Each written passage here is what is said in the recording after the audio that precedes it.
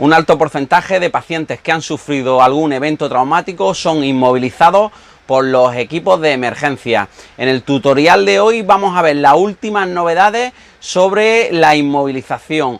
Hoy en Prehospital TV, restricción de movimiento espinal. No os mováis, que comenzamos.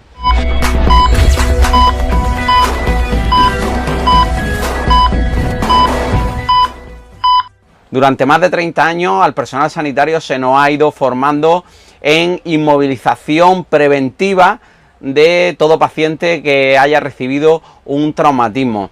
En el 2018 se forma un consenso avalado por los más prestigiosos expertos en trauma prehospitalario, en el que pasamos de un término antiguo de inmovilización al término nuevo que se llama restricción de movimiento espinal, en el que nuestro paciente tiene que cumplir una serie de puntos o criterios para ser inmovilizado. A continuación vamos a ver los 5 criterios que tiene que cumplir tu paciente para ser inmovilizado. Deciros que estas directrices vienen basadas en unos protocolos llamados el código Nexus y el Canadian C-Spine. Son protocolos hospitalarios en los que se decide si el paciente necesita o no una imagen de radiodiagnóstico. Bueno, pues vamos con los 5 puntos. El primero, déficit neurológico. Si el paciente tiene alguna alteración de la conciencia o a nivel neurológico, es candidato a ser inmovilizado.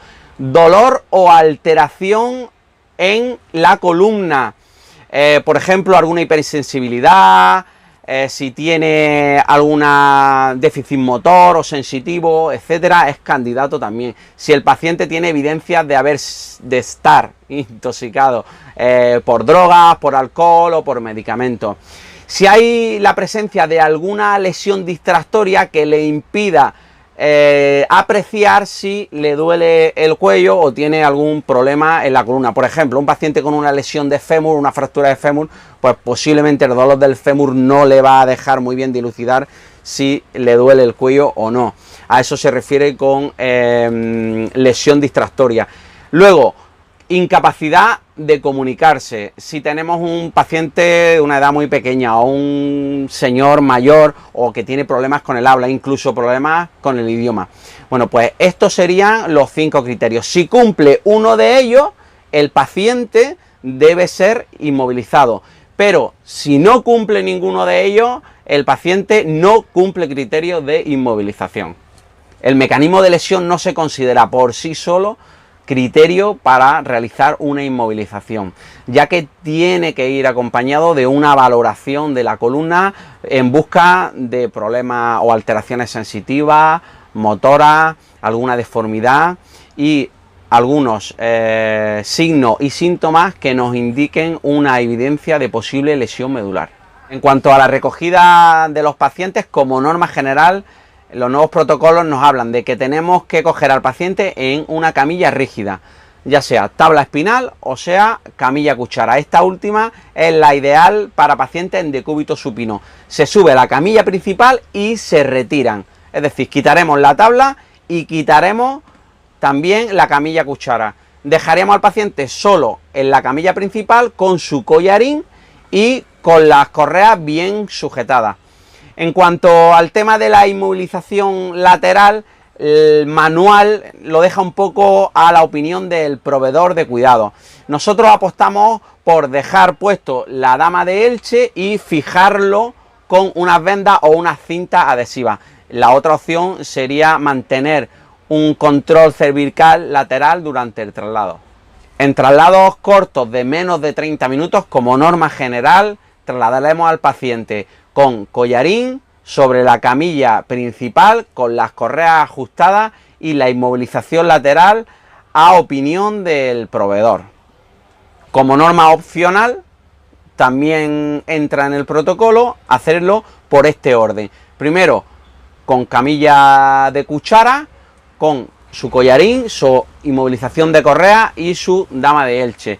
Y como segunda opción también se podría hacer con un tablero espinal, siempre acolchado debajo de la cabeza y en el caso de los niños debajo de los hombros. En los traslados de más de 30 minutos, como norma general, se llevará al paciente con collarín sobre la camilla principal y ajustando las correas. La inmovilización lateral, como antes hemos dicho, queda a opinión del proveedor.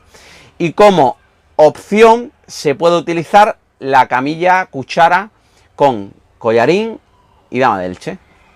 No olvidéis que en pacientes que tengan signos claros de lesión medular hay que hacer el traslado siempre en colchón de vacío. Otro aspecto destacado es mantener al paciente alineado cuerpo y cabeza durante el traslado. ¿Cómo se hace? Haciendo un acolchamiento, sea con unas toallas, unas sábanas dobladas o un cojín entre el cuerpo y la cabeza del paciente. En los adultos normalmente cuando están en decúbito supino se produce una hiperextensión del cuello, entonces le pondremos debajo de la cabeza una sábana o un acolchamiento.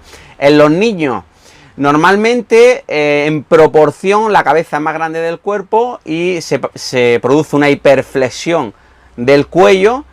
Por lo tanto, para evitar eso y alinear al niño, vamos a meterle debajo del tronco también un acolchamiento.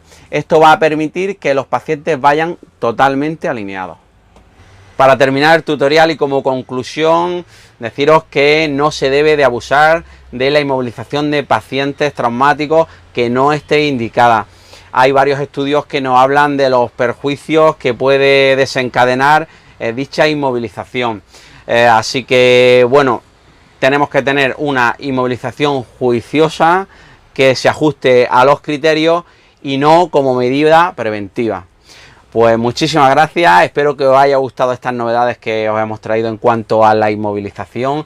Recordaros que las hemos sacado de los manuales de PHTLS de la 9ª edición y del consenso del 2018 de expertos en trauma prehospitalario. Como siempre, daros las gracias por seguirnos.